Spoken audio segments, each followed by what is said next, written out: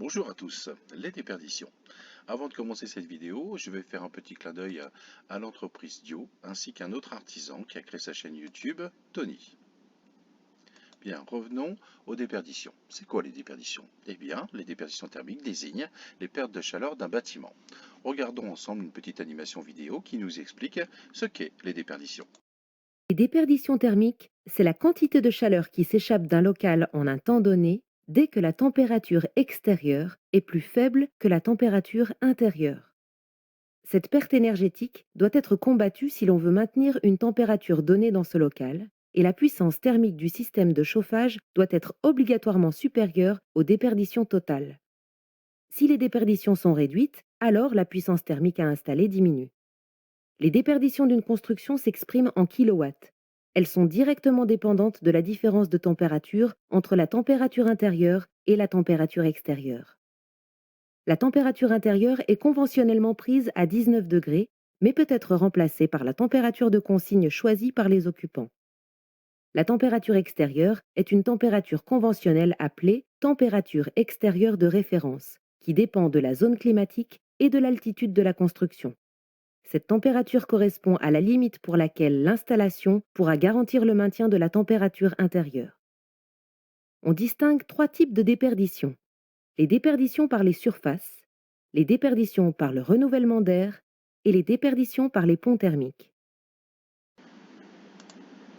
Bien, pour calculer les déperditions, il va falloir s'habituer aux termes suivants. Nous allons donc les traiter un par un. Commençons par la conductivité thermique que l'on nomme lambda.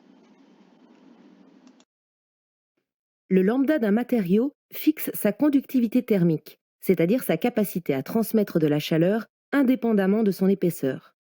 Chaque matériau a son propre lambda. Le cuivre est un bon conducteur thermique. Son lambda est 400 fois supérieur à celui du béton et 10 000 fois supérieur à celui de la laine de verre. Un faible lambda est donc synonyme d'un fort pouvoir d'isolation thermique. Cette paroi est isolée avec de la laine de verre lambda 40. Pour augmenter sa résistance thermique, on peut augmenter l'épaisseur de la laine de verre, remplacer la laine de verre par un isolant dont le lambda est inférieur, lambda 32 ou 30 par exemple, ou combiner ces deux solutions. On note que la valeur de lambda utilisée dans le calcul de la résistance thermique est celle indiquée sur l'étiquette du produit. Pour un isolant présenté sous l'appellation lambda 35, la valeur du lambda est de 0,035. Les matériaux dont le lambda sont les plus faibles nécessitent généralement des processus de fabrication complexes, qui se traduisent par des prix élevés. Un isolant dont le lambda est très faible est donc surtout utile dans les cas où la contrainte de place est très forte, dans le cas d'une isolation par l'intérieur par exemple. Attention, la conductivité thermique lambda est mesurée en laboratoire pour des conditions optimales. Si l'isolant est compressé ou s'il est chargé en humidité, son lambda est dégradé. Pour chaque technique de pose, le respect des règles de l'art est donc important pour garantir le meilleur lambda au fil des années. Le lambda d'un matériau doit être certifié par le marquage CE. Il est indiqué sur les étiquettes de tous les isolants que vous trouverez chez Point P. Bien, passons maintenant à la résistance thermique d'une paroi que l'on nomme RP. Tout d'abord, il s'agit de bien distinguer le R d'un élément et le R d'une paroi. Le R d'un élément, c'est sa capacité à limiter les pertes de chaleur. Il s'agit donc de son pouvoir isolant. Plus le R est important et plus l'élément est isolant. Le R est calculé en fonction de l'épaisseur de l'élément et de sa conductivité propre, nommée lambda. Il suffit donc de connaître l'épaisseur d'un isolant et son lambda pour en obtenir le R. Ces éléments sont inscrits sur tous les matériaux isolants que vous trouvez chez Point P. Pour augmenter le R d'une solution, on peut alors soit choisir une épaisseur plus importante, en passant par exemple de 100 mm à 140 mm, soit choisir un isolant plus performant, en passant par exemple d'un lambda 35 à un lambda 32. Pour obtenir le R d'une paroi, appelée RP, il suffit d'additionner le R de chacun des éléments qui la composent, plus les résistances superficielles intérieures et extérieures. Le R d'un mur est donc obligatoirement meilleur que le R de chacun des éléments qui le composent. Bien, essayons de mettre en application ce que nous venons d'apprendre. Prenons par exemple un pavillon dont les parois verticales sont composées des éléments suivants. une plaque de plâtre de 13 mm, d'une membrane d'étanchéité à l'air, de montants métalliques, de parpaings 20 cm d'épaisseur, d'un isolant extérieur en polystyrène extrudé de 12 cm d'épaisseur et pour terminer, un enduit de finition. Calculons ensemble la résistance de l'enduit. Cet enduit est de 3 cm d'épaisseur. Faisons attention à ce tableau de calcul car les unités utilisées pour l'épaisseur sont exprimées en mètres. Après conversion, 3 cm correspond à 0,030 m. Recherchons ensemble la valeur du lambda dans ce tableau. Pour un mortier enduit, la valeur de lambda est de 1,150. Bien, pour calculer la résistance de l'enduit, il va falloir donc diviser l'épaisseur par le lambda. Et nous obtenons une valeur de 0,260. Passons à l'élément suivant. Calcul de la résistance de l'isolant.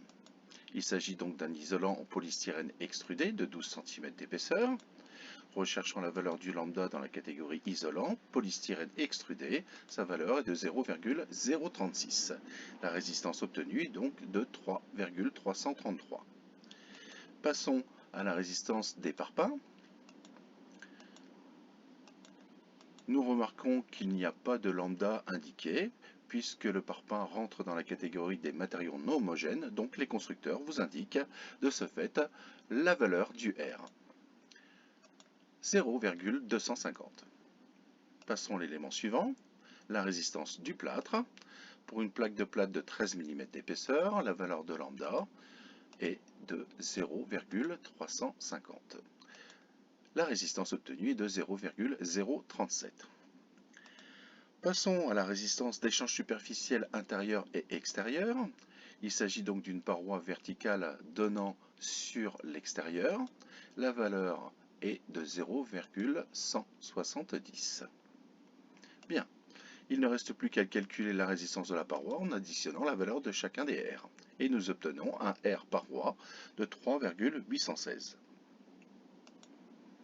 Parlons maintenant de la transmission de la chaleur au travers d'une paroi. La transmission thermique d'une paroi, c'est sa capacité à transmettre la chaleur. Le coefficient U quantifie ce pouvoir de transmission. Il s'exprime en watts par unité de surface et par degré, ce qui donne une valeur en watts par mètre carré Kelvin. Plus le coefficient est grand et plus la paroi transmet la chaleur. Le coefficient UP pour U de la paroi, c'est l'inverse de la résistance thermique.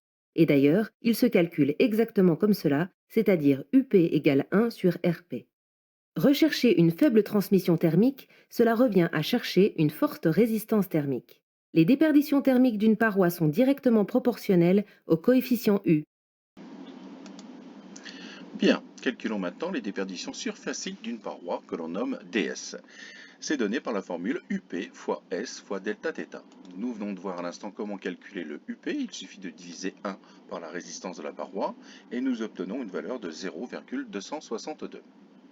Les déperditions sont aussi proportionnelles à la surface de la paroi.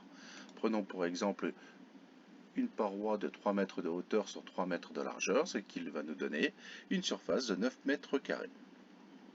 Cette déperdition sera également proportionnelle à l'écart de température entre l'intérieur et l'extérieur du bâtiment.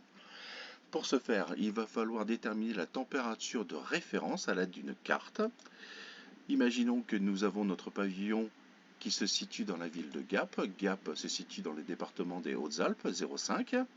Faisons une correspondance avec la zone de couleur. Il s'agit donc de la zone G. Entourons la colonne G et déterminons l'altitude de ce pavillon. Il se situe à une hauteur de 625 mètres. Il faudra faire donc une correspondance en fonction de la tranche d'altitude qui se situe entre 601 à 800 mètres et nous obtenons une température de référence pour nos calculs de moins 14 degrés. Si nous désirons obtenir une température ambiante de 20 degrés, l'écart de température sera donc de 34 degrés. Et bien voilà. Nous pouvons maintenant calculer la déperdition de cette paroi. Elle sera donc de 80,172 watts. Bien, nous venons de voir comment calculer les déperditions des murs, mais il nous reste encore quelques petites choses à aborder. Courage. Les déperditions des ouvertures.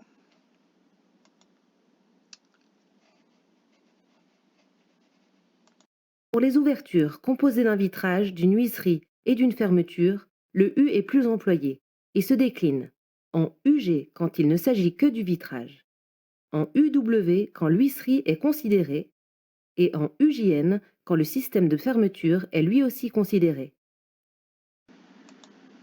Bien, à nos calculs, il faudra intégrer les calculs des déperditions des plafonds, les déperditions des sols, les déperditions linéiques, que l'on nomme pont thermique, et les déperditions par renouvellement d'air.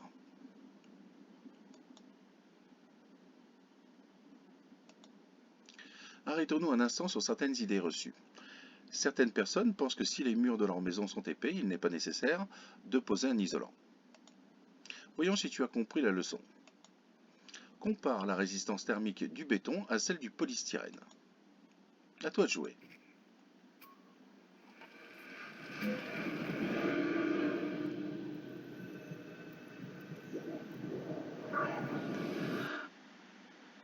Passons à la correction. La valeur de lambda du béton est de 0,950, le R obtenu est de 0,105. Pour le polystyrène, en revanche, le lambda est de 0,044, ce qui nous donne une valeur de résistance de 2,272. Arrêtons-nous un instant sur ces résultats et faisons le rapport de l'isolant sur celui du béton. Nous obtenons la valeur de 22, ce qui signifie que pour la même épaisseur, le polystyrène a une résistance thermique 22 fois supérieure à celle du béton.